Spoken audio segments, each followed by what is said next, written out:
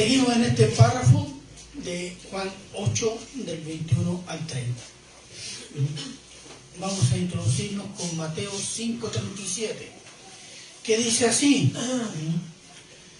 pero sea vuestro hablar sí, sí, no, no, porque lo que es más de esto, de mal procede. ¿Qué está diciendo el Señor? Está hablando del juramento. Que tu juramento no sea un agregado, que tú sí seas sí y no necesites jurar. Y si tu no es no, que sea no y no necesites jurar. ¿Por qué?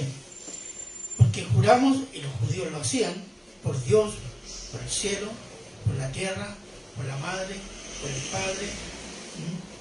Ahora, a veces simplemente juramos para convencer al otro, ¿o no? Darle fuerza al argumento. O ganar la voluntad del otro.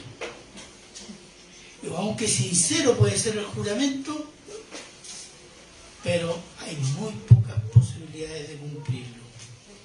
Y el no cumplirlo es deshonra al que jura. Deshonra lo jurado. Y deshonra por quien jura. Porque agregado a su sí, agregado algo. Y a su no, agregado algo. Gracias.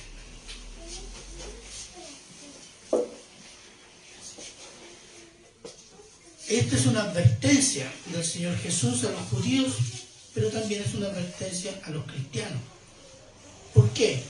Porque somos hombres, judíos y gentiles, y tendemos a hablar de más, a autoexaltarnos en nuestras palabras, sin darnos cuenta que siempre estamos ante el Señor omnipresente, aunque no lo sintamos, y más incluso, aunque no lo creamos. Porque por tus palabras serás justificado y por tus palabras serás condenado. Mateo 12:37. El hombre tiende a ser infiel por naturaleza, a diferencia de Cristo. Él permanece fiel porque Él no puede negarse a sí mismo. Porque su naturaleza es santa. Él es fiel en lo que dice, promete y en lo que anuncia. ¿O no? Amén. Él anunció que Israel será salvo por la fe en Cristo, al igual que los gentiles. Y en Cristo se cumplen las promesas de Dios a los padres de Israel, lo cual nos enseña, Iglesia de Cristo, el testimonio de la fidelidad de Dios con su pueblo infiel. Como asimismo la fidelidad de Dios Padre a la Iglesia de Cristo por amor a su Hijo Jesucristo. El Dios de arriba es fiel, el hombre que de abajo es infiel. Título, lo de arriba y lo de abajo, y Juan 8, 21 al 30, cuarta parte. Oremos. Padre bueno, eterno y misericordioso Señor, le damos gracias, Señor, por su palabra y pedimos discernimiento. Gracias, Señor, sea para exponer que para oír, y que su palabra pueda tocar nuestros corazones duros y rebeldes muchas veces.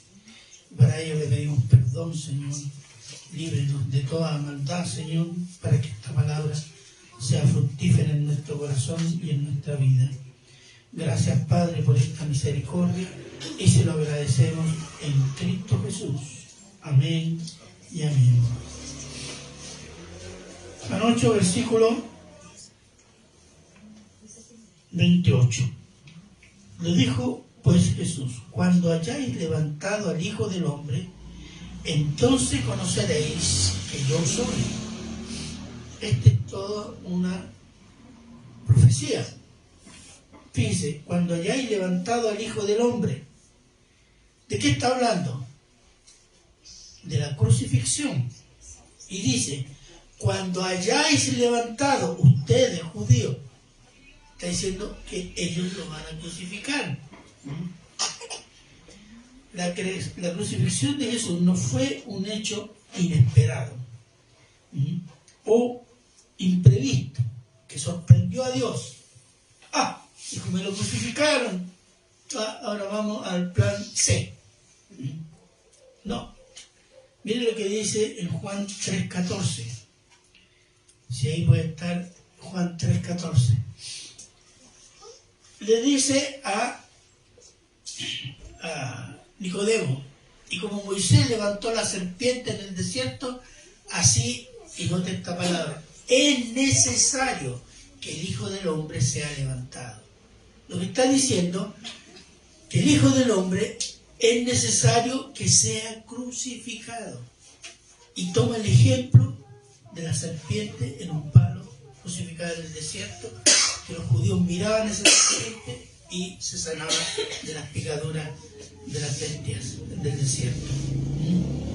Entonces, dice, es necesario. ¿Y ello por qué? Por causa del pecado y por causa de las promesas y profecías que Dios dio a los profetas del Antiguo Testamento. Por ejemplo, Génesis 3:15. Todos lo sabemos, ¿cierto? Y pondré enemistad entre ti y la mujer, y entre tu simiente y la simiente suya, esta te herirá en la cabeza y tú le herirás en el calcañar. Es lo que llaman los teólogos el proto-evangelio. Isaías 53, 4, 5. Vamos a ir rápido con la cita. Isaías 53, 4 y 5. Hablando del Mesías, Isaías, ciertamente llevó él nuestras enfermedades y sufrió nuestros dolores, y nosotros le tuvimos por azotado, por herido de Dios y abatido. Mas el herido fue por nuestras rebeliones, molido por nuestros pecados.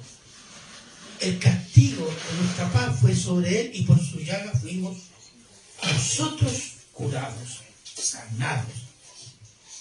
Ahí está. Hay una profecía muy antigua al inicio del pecado. Y hay una profecía de Isaías, él dice los sufrimientos del Mesías. Esa es la página que los judíos arrancaron. Isaías 53. El mismo Señor Jesús les dijo a los discípulos que era necesario ir a Jerusalén, ser apresado y enjuiciado por los ancianos de Israel y ser muerto por manos de gentiles y resucitar al tercer día. Fíjese, este es un aspecto de las profecías que menos los israelitas le hicieron caso, incluso los discípulos. Como dijo el futuro apóstol Pedro, lo tomó a un lado y le dice, Señor, ¿cómo se te ocurre decir estas cosas? Tú eres el Mesías. ¿Y qué le dijo el Señor? Atrás, Satanás. Piensas en las cosas de hombre y no en las cosas de Dios. ¿Se imagina que el Señor le diga a uno así? Uno queda choqueado, ¿no? Claro, porque él estaba pensando como hombre, no en lo que Dios había anunciado a lo largo del Antiguo Testamento y que el mismo Señor Jesús le estaba diciendo, pero no entendían. Dios cumplió su profecía y usó la incredulidad obstinada de los judíos para cumplir ese propósito. Hechos 2, 22 al 24. Hechos 2, 22 al 24. Varones, ese es el apóstol Pedro predicando el día de Pentecostés. Varones israelitas, oíd estas palabras. Jesús Nazareno, varón aprobado por Dios entre vosotros con las maravillas, prodigios y señales que Dios hizo entre vosotros por medio de él, como vosotros mismos sabéis. A este, entregado por el determinado consejo y anticipado conocimiento de Dios, prendisteis, judíos, y matasteis por manos de inicuos, romanos, crucificándole, al cual Dios levantó, suelto los dolores de la muerte, por cuanto era imposible que fuese retenido por ella. Fíjese, ahí se cumplió. ¿Cuál? Cuando hayáis levantado el Hijo del Hombre. Pero veamos esta otra frase. El Hijo del Hombre. Este es el título, es un título mesiánico, que fue el título que más usó el Señor Jesús ante los judíos. Y eso expresa algo, que Él es el Rey eterno de Israel y del mundo. Y hace referencia a Daniel 7, 13, 14. Daniel 7, 13, 14. Dice Daniel: miraba yo en la visión de la noche, y aquí con la nube del cielo venía uno como hijo de hombre, que vino hasta el anciano de días, y le hicieron acercarse delante de él.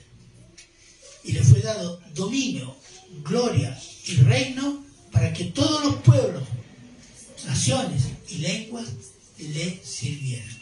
Su dominio es dominio eterno, que nunca pasará, y su reino uno que no será destruido. Cuando el Señor Jesús se identifica: yo soy el Hijo del Hombre, los judíos entendían esto, diciendo: yo soy el Rey de Israel y Rey del mundo. Eso es lo que estaba diciendo. Y los judíos lo entendieron, pero no le creyeron. Entonces, ¿qué les dice? Conoceréis, entenderéis, sabrán, creerán que yo soy. ¿Cuándo? Cuando sea levantado. Es decir, cuando sea crucificado. ¿Y qué van a entender? Que yo soy. Es otro término, ¿se acuerdan de aquí viene? Que fue el nombre que Jehová le dio a Moisés. Di a los ancianos de Israel que yo soy enviado. Y ese era Dios. Entonces van a entender qué cosa le está diciendo. Leamos el pasaje de nuevo. Dice: cuando hayáis levantado al Hijo del Hombre, entonces conoceréis que yo soy. Sabréis que yo soy el Hijo de Dios, o que yo soy Dios hecho hombre, y que vengo de la familia de David.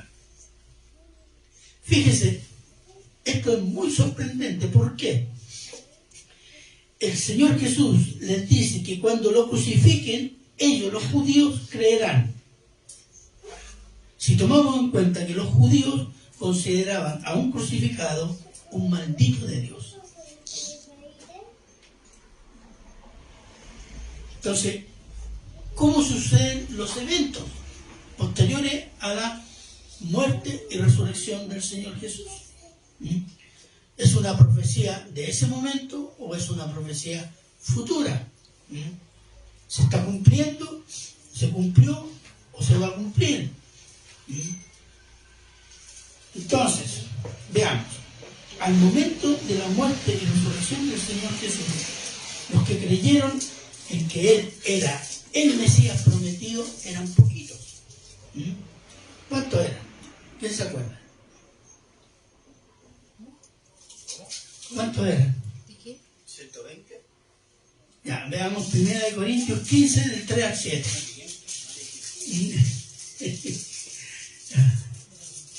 1 Corintios 15, del 3 al 7.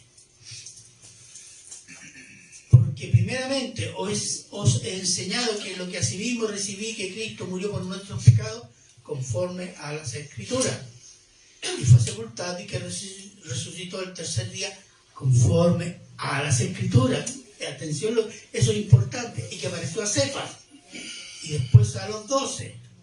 Después apareció a más de 500 hermanos a la vez, de los cuales muchos viven aún y otros ya duermen. Después apareció a Jacobo, y después a todos los apóstoles. Si sacan la cuenta, tenemos Cefas, que es Pedro, los 12, ya, ahí tenemos incluido a Pedro, 502, Jacobo, que es el hermano del Señor, Santiago, y después Saulo de Tarso, En total unos 514 judíos, según el texto. Dice más de 500. Bueno, podría haber sido 520. Pero en ese tiempo en Jerusalén habitaban alrededor de 80.000 personas. Y en Nazaret se calcula que vivían 1.600 personas. Los creyentes en Cristo, en todo Israel, la tierra de Israel, gobernada por los romanos, ¿cuántos serían? Unos 300, 400.000 personas, que crecía el número para los días de fiesta, que podía llegar hasta 1.000.000 de personas en Jerusalén. Entonces, los discípulos del Señor eran una ínfima minoría. Una ínfima minoría que, según los líderes religiosos y políticos de Jerusalén, se dispersarían y desaparecerían debido a la muerte de su maestro. Se acabó. Esto ya. Pero los hechos desmintieron las perspectivas y las expectativas de los dirigentes judíos.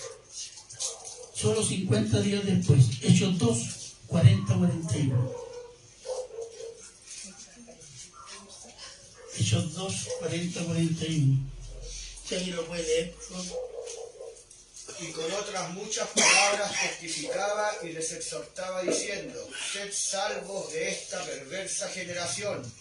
Así que los que recibieron su palabra fueron bautizados y se añadieron aquel día como 3.000 personas. Esa sí que era una iglesia grande, ¿cierto? 3.000 personas de una sola predicación. Amén. Amén. Fíjense,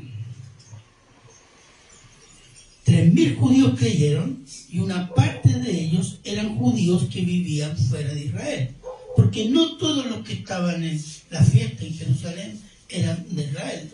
Una buena parte venía de afuera, habían nacido en otras naciones, y una parte de los que creyeron al discurso de Pedro, la predicación de Pedro, también era extranjero. Veamos brevemente Hechos 2, 7-11.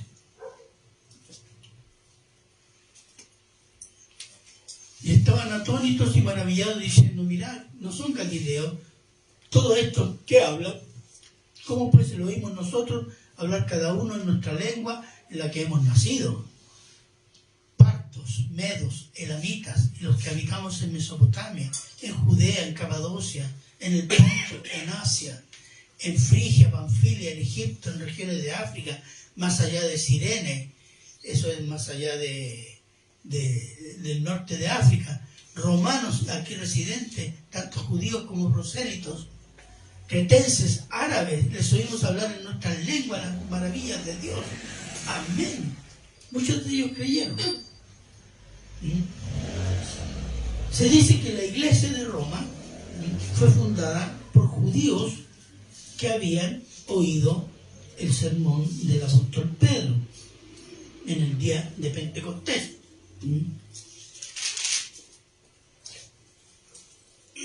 Y el primer apóstol que visitó la iglesia de Roma fue Pedro, ¿no? Fue Pablo. Los teólogos, los del instituto, disparen. Fue el apóstol Pablo. Entonces, y no el apóstol Pedro, como dice el catolicismo romano. Y mienten diciendo además, insinuando ahora, que Pedro fundó la iglesia en Roma. Están tan acostumbrados a mentir y se creen sus propias mentiras y hacen documentos de esas mentiras. Cuando si uno lee el libro de Romanos y lee los saludos en la última página, capítulo 16 del apóstol Pablo, a los creyentes que están en Roma, que él conocía, nunca aparece Pedro. Porque Pedro apareció mucho después en Roma. Hechos 4:4.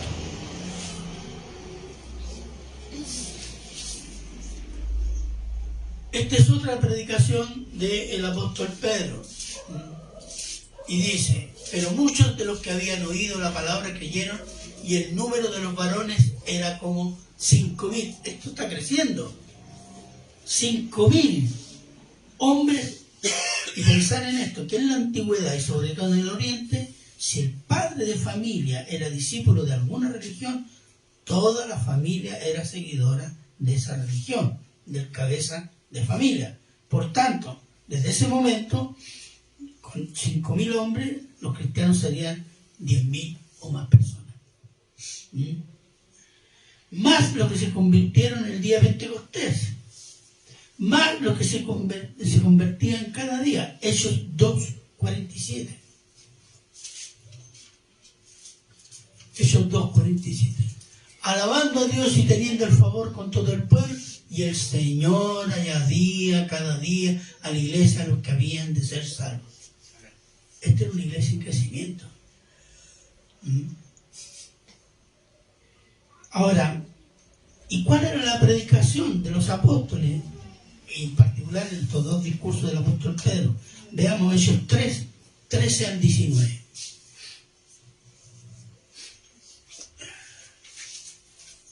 El Dios de Abraham, de Isaac, de Jacob, el Dios de nuestros padres, ha glorificado a su Hijo Jesús, a quien vosotros entregasteis y negasteis delante de Pilato, cuando éste había resuelto ponerle en libertad. Mas vosotros negasteis al santo y al justo y pedisteis que se os diese un homicida. Matasteis al autor de la vida, a quien Dios ha resucitado de los muertos, de lo cual nosotros somos testigos. Por la fe en su nombre, a este que vosotros veis y conocéis, le ha confirmado su nombre. Y la fe que es por él ha dado a este esta completa sanidad en presencia de todos vosotros. Mas ahora, hermanos, sé por ignorancia lo habéis hecho, como también vuestros gobernantes. Pero Dios ha cumplido así lo que había anunciado por boca de todos sus profetas, que Jesucristo había de padecer.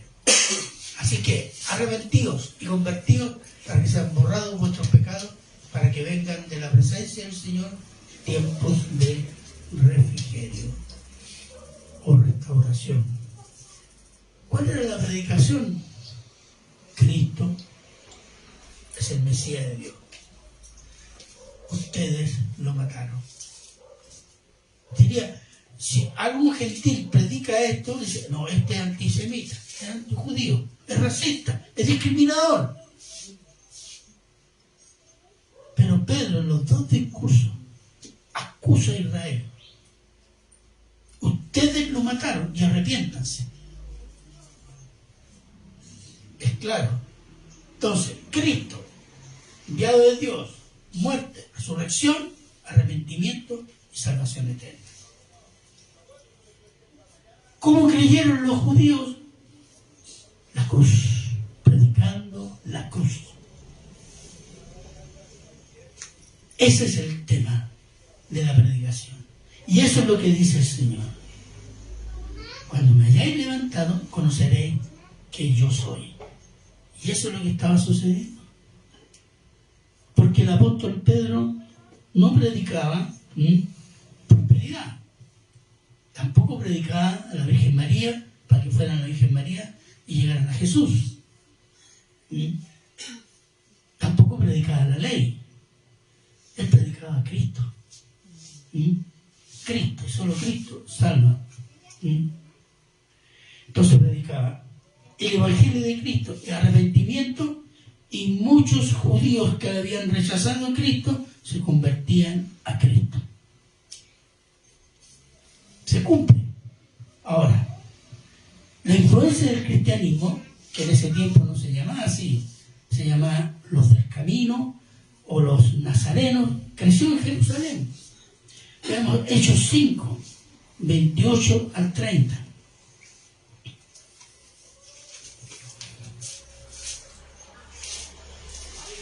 Es el Sanedrín, los dirigentes, diciendo ¿cómo se llama? Al apóstol Pedro y a Juan. ¿Qué le dice?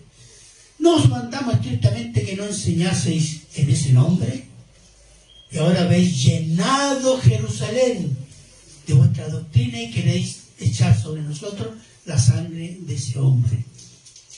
Respondiendo Pedro y los apóstoles dijeron: necesario obedecer a Dios antes que a los hombres. Ahí no va. ¿Se fijan? Ustedes han llenado Jerusalén de esta doctrina, de la predicación de ese hombre. Y quieren echarnos la culpa a nosotros. Claro, si eran culpables. ¿Sí?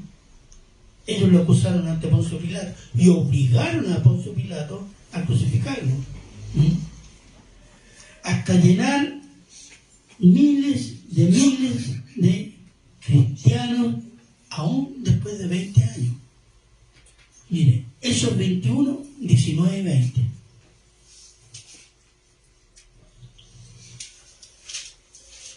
Es el apóstol Pablo que visita Jerusalén, donde va a ser detenido y después llevado a Roma como detenido. Dice: a los cuales después de haber saludado les contó una por una las cosas que Dios había hecho entre los gentiles por su ministerio. Cuando ellos lo oyeron, glorificaron a Dios y le dijeron: ya ves, hermano, ¿cuántos millares de judíos hay que han creído?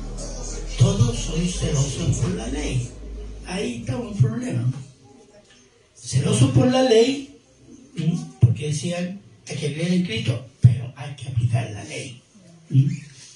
Pero el punto, ¿cuál es? El crecimiento y la difusión y la expansión del Evangelio. Estamos hablando de Jerusalén e Israel. ¿Sí? Además de la difusión del Evangelio entre los gentiles, por la predicación del apóstol Pablo en sus viajes misioneros. ¿Sí? Miren lo que dice Romanos 15, 18 y 19.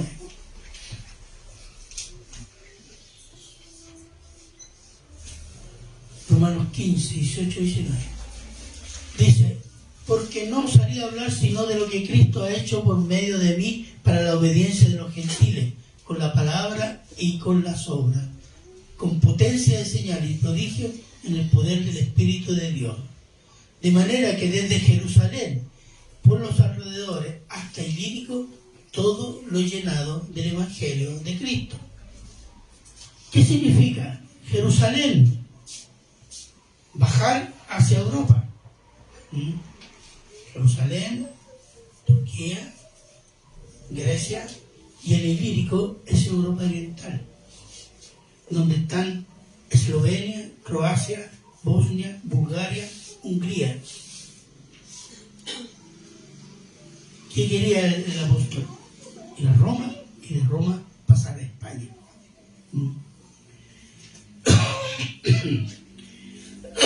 Y la predicación es el Evangelio de Cristo y el arrepentimiento, al igual que lo predicó Pedro a los judíos. Entonces podemos ver que desde la muerte y resurrección del Señor Jesús hay una difusión y expansión del Evangelio entre judíos y gentiles, de modo que se cumpliría en parte las palabras del Señor Jesús: cuando hayáis levantado al Hijo del Hombre, entonces conoceréis que yo soy. Aunque muchos judíos creyeron y se convirtieron a Cristo, la nación en mayoría rechazó a Cristo. Y el juicio de Dios fue la destrucción del templo de Jerusalén en el año 70, por mano de las legiones romanas. Israel siempre fue rebelde, a pesar de las bendiciones que recibía. Israel fue rebelde al Padre y desobedeció la ley. Y esto tuvo un juicio, y que fue el cautiverio babilónico por 70 años. Y después del retorno, desde ese momento, Israel depende de las potencias gentiles hasta la venida del Señor como rey y juez. Israel depende de las potencias gentiles, muy poderoso, muy inteligente, pero depende de las potencias gentiles. Israel fue rebelde al Hijo de Dios y terminó crucificándolo en el año 33. Israel fue rebelde a la obra del Espíritu Santo en la predicación del Evangelio. Prohibieron predicar en el nombre de Cristo y persiguieron a los discípulos. y fue el juicio en el año 70. Jerusalén fue reconstruida, pero el templo aún no. ¿Por qué? El templo era la señal a Israel que la presencia de Dios estaba en medio de su pueblo. La no existencia del templo en el actual Israel es la señal de que Dios ha dejado a Israel y sigue en juicio. Sigue bajo juicio. Mateo 23, 37 al 39.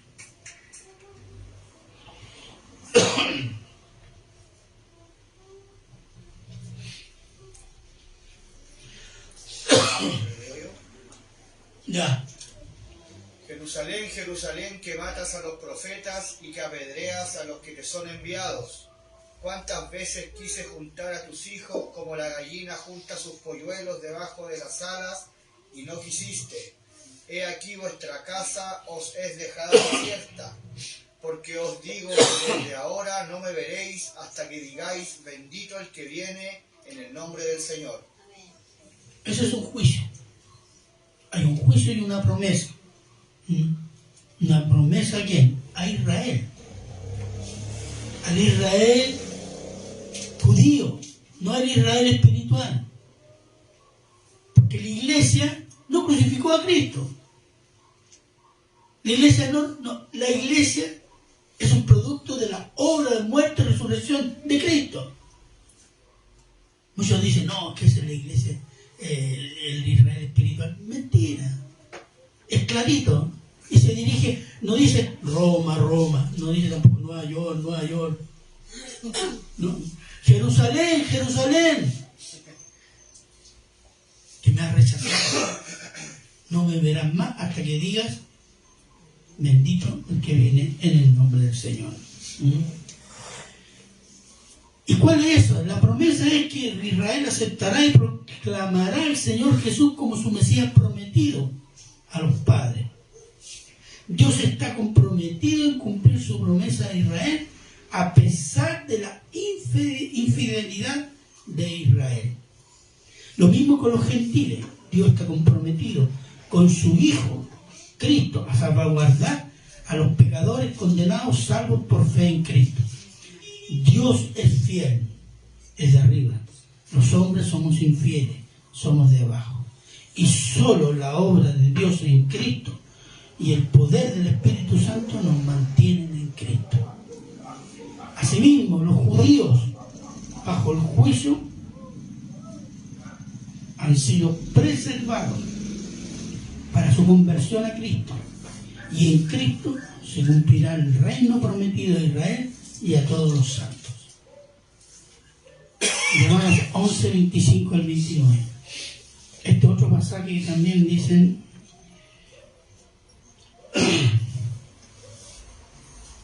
porque no quiero, hermanos, que ignoréis este misterio, para que no seáis arrogantes en cuanto a vosotros mismos, que ha acontecido a Israel de los cimientos en parte hasta que haya entrado la plenitud de los gentiles. Espérense un poquito, hermano. Fíjense, el apóstol Pablo se está dirigiendo a la iglesia de Roma, que mayoritariamente son gentiles. Entonces le dice, no sean orgullosos, porque ha sucedido que Dios ha endurecido a Israel. ¿Qué más sigue? Sigamos. Y luego todo Israel será salvo, como está escrito, vendrá de Sión el libertador, que apartará de Jacob la impiedad. Amén. Mire, el apóstol Pablo está profetizando sobre Israel y no sobre la iglesia de Cristo. Endurecido en parte, esto significa que no todos los judíos rechazarán a Cristo, siempre habrá un remanente, como lo hubo en tiempos antiguos.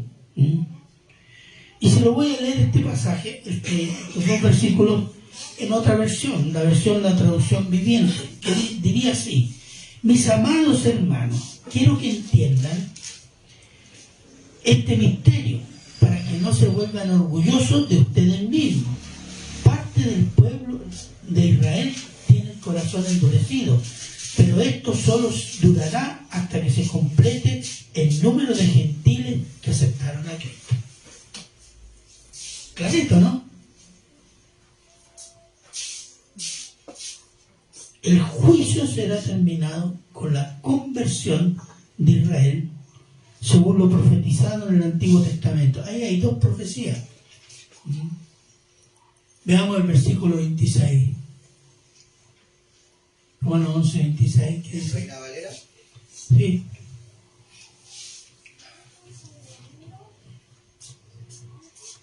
Luego todo Israel será salvo, como está escrito, vendrá de Sión el libertador que apartará de Jacob la impiedad. Ahí hay una profecía que está en Isaías. En Isaías. Y la otra, siga. Y este será mi pacto con ellos, cuando yo quite sus pecados. Así que, cuando yo quite sus pecados, está hablando del pacto, Jeremías, el nuevo pacto. Ahí, cuando crean en Cristo, los judíos entran al nuevo pacto.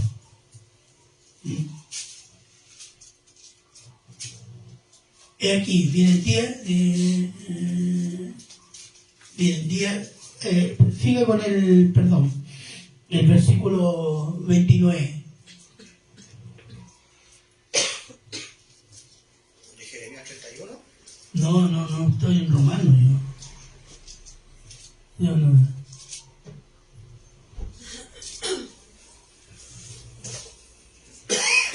Porque irrevocables son los dones y el llamamiento de Dios. ¿A qué se refiere eso?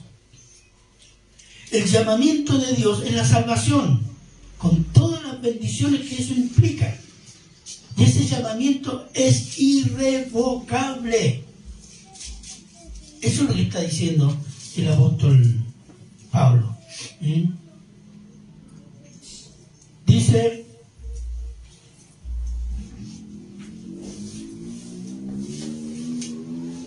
porque en cuanto al Evangelio son enemigos de Dios porque aún no creen en Cristo y odian a los cristianos. Pero por la elección de Dios y su fidelidad son amados porque Dios se comprometió con los padres de Israel. Y el llamado de Dios con todas sus bendiciones son irrevocables. Dios salva, Dios preserva, Dios santifica y glorifica por Cristo Jesús. Judíos y gentiles para él. Si no fuera así, Dios habría abandonado definitivamente a Israel, infiel, rebelde, incrédulo, orgulloso y lleno de soberbia hasta hoy.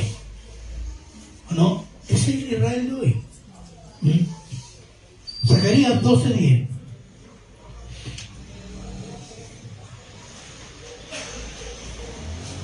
Y dice, y derramaré, está hablando Zacarías de el tiempo de la venida del Señor, el juicio del Señor. Y aparece en el monte de los olivos. Y dice, y derramaré sobre la casa de David y sobre los moradores de Jerusalén espíritu de gracia y de oración. Y mirarán a mí, a quien traspasaron, y llorarán como se llora por hijo unigénito, afligiéndose por él, como quien se aflige por el primogénito. Fíjense, yo nunca he escuchado a los que hablan de escatología citar este pasaje. Para mí medio molesto. Porque esta es una profecía sobre la conversión de Israel. Entonces, ese día dirán, bendito el que viene en el nombre de Jehová. Y lo van a reconocer, ¿por qué? Por las heridas de la cruz. Y se cumple. El día que me levanten, conocerán que yo soy. Y ahí van a decir, Él es el enviado de Jehová. Es Jehová.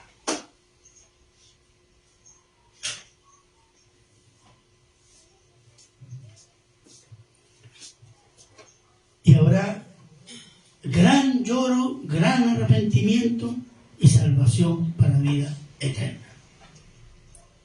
Dios es fiel a los padres de Israel y a sus promesas, y Dios es fiel a su Hijo Jesucristo. Por tanto, judíos y gentiles que creen en Cristo somos preservados para el reino y la vida eterna gloriosa del Padre. Y esa es una muestra. Segunda de Timoteo 2:13.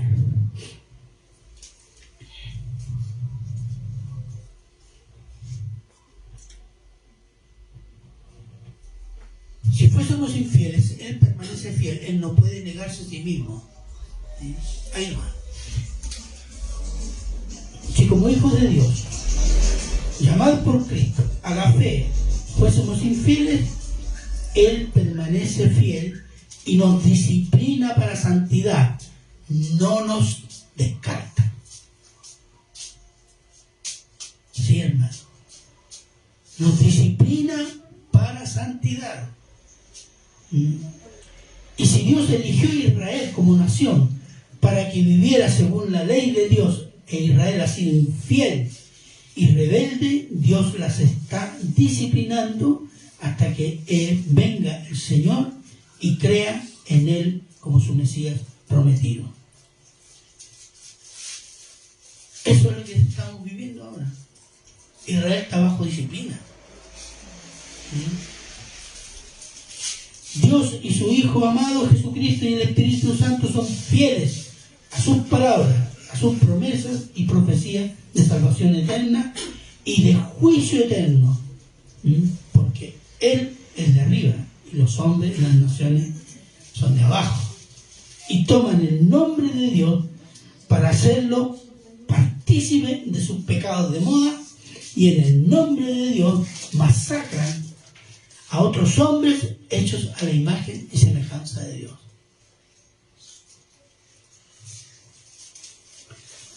Hoy día que está en las noticias, la guerra.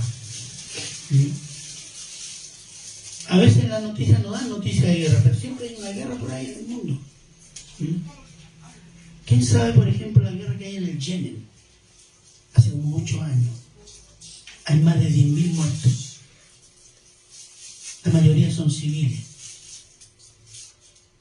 Nadie habla de eso. Y así hay un montón de otras guerras. Pero esta es más notable y más notoria. Pero la guerra entre hombres y entre las naciones es un juicio de Dios, hermanos. Es la señal que el mundo, las naciones, han rechazado a Dios y a Cristo. Y la guerra es un juicio. Dios es fiel a los que creyeron en su Hijo antes de su venida. Dios es fiel a los que creyeron en su Hijo cuando predicó en Israel. Dios es fiel a todos los que creyeron en su Hijo después de su muerte y resurrección. Y Dios es fiel a todos los que creerán durante la tribulación, judíos y gentiles. Y los que no han creído y no creen y no creerán, experimentarán la fidelidad de Dios en su palabra de juicio de condenación eterna por rechazar a Dios. Dios es fiel en su palabra, de salvación y de condenación. Hoy, a propósito de lo que estamos viviendo, unas breves palabras para concluir. Todavía estamos viviendo el tiempo de guerras y rumores de guerra, hermanos. Ese es el tiempo. Israel es una nación incrédula como todas las naciones y se rige por intereses políticos, económicos y militares, y no por la ley de Dios ni por el Evangelio de Jesucristo. Eso tenemos que tenerlo claro. En cambio, un hecho que se ha olvidado durante todo lo que hemos visto: hay cristianos, hermanos, en ese Israel incrédulo y entre los palestinos islámicos. Hay cristianos que están padeciendo esta guerra en silencio. Y en Israel, los costos humanos de la guerra lo pagan los civiles desarmados. Y en Palestina exactamente igual. Sobre todo niños, ancianos y mujeres. ¿Qué debíamos hacer? ¿Oramos por Israel? No. Oramos porque Israel se convierta. Porque cuando Israel se convierta, va a haber paz.